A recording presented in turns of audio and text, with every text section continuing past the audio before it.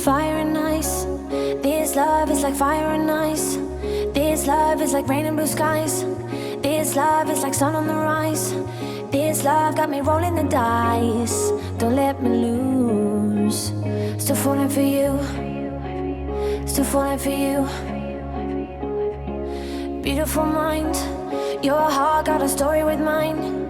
Your heart got me hurting at times. Your heart gave me new kind of highs. Your heart got me feeling so fine. So what to do? Still falling for you. Still falling for you. It took us a while. With every breath a new day. With love on the line. We've had our share of mistakes. But all your flaws and scars are mine. Still falling for you. Still falling for you. And just like that, all I breathe, all I feel, you are all for me, I'm in. And just like that, all I breathe, all I feel, you are all for me. No one can lift me, catch me the way that you do. I'm still falling for you.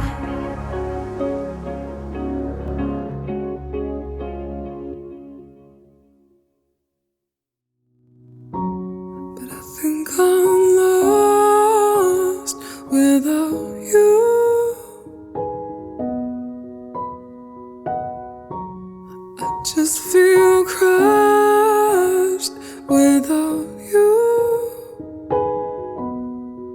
'Cause I've been strong for so long, I never thought how much I needed you. I think I'm lost without you.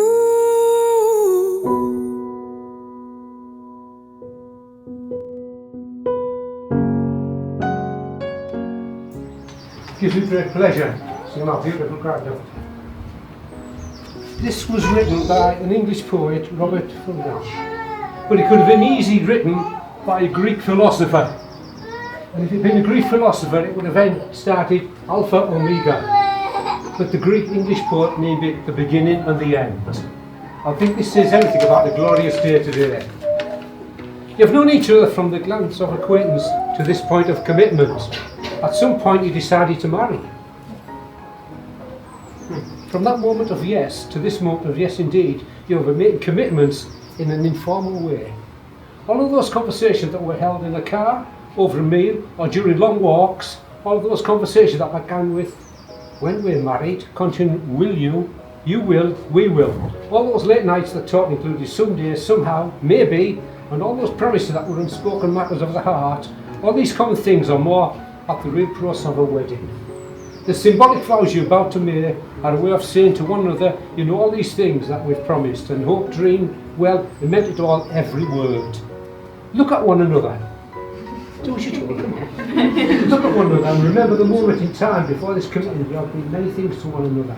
Acquaintances, friends, companion, lover, dancing partner, even teacher. You have learned so much from one another these past years.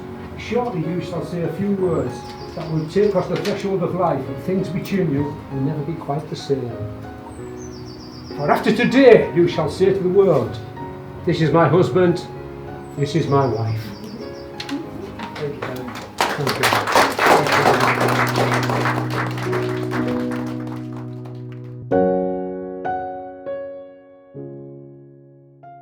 I, Jason Andrew Rotenbach, take thee, Victoria Eleanor Livingstone, take thee, Victoria Eleanor Livingstone, to be my wedded wife. to be my wedded wife. I, Victoria Eleanor Livingstone, Take thee, Jason Andrew Rotenbach, I take thee, Jason Andrew Rotenbach, to be my wedded husband. to be my wedded husband. Can the guests sit down, please?